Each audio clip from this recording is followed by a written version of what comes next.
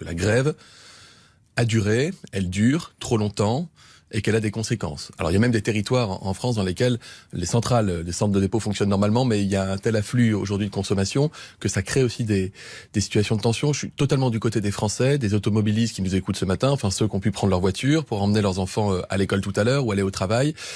Et je leur dis ceci, le gouvernement appelle à ce que la totalité des blocages soit levée sans délai, sans quoi nous prendrons nos responsabilités, c'est-à-dire que nous pourrions être amenés à les lever. Ça veut dire quoi? C'est un ultimatum que vous lancez ce matin au syndicat? Ça veut dire d'abord qu'il y a deux situations différentes dans deux entreprises. Chez Exxon, le dialogue social a payé, un accord majoritaire a été trouvé entre les syndicats et le patronat, et donc nous considérons qu'il n'y a plus aucune raison qu'il y ait le moindre blocage sur l'une des centrales de raffinerie ou des centres de dépôt d'Exxon, et nous y veillerons. Dans le cadre de Total, le groupe a mis sur la table l'ouverture d'un dialogue social, d'une négociation sur les salaires.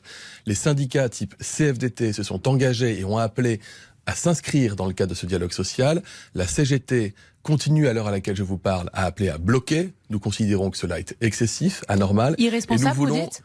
je ne catégoriserai pas en termes de responsabilité, mais en tout cas excessif et anormal, puisque c'est une grève préventive, alors qu'un dialogue sur les salaires va s'ouvrir. Mais et Total nous appelons a raison, donc pardon, à de lever là demander aussi les blocages. Total a raison, la direction de Total a raison de demander la levée d'abord des blocages avant de discuter. C'est ce qu'a dit la direction. Le gouvernement veille et continuera de veiller à ce que les conditions du dialogue social soient respectées des deux côtés, c'est-à-dire que les choses puissent avancer. Il faut consentir par le haut, encore une fois.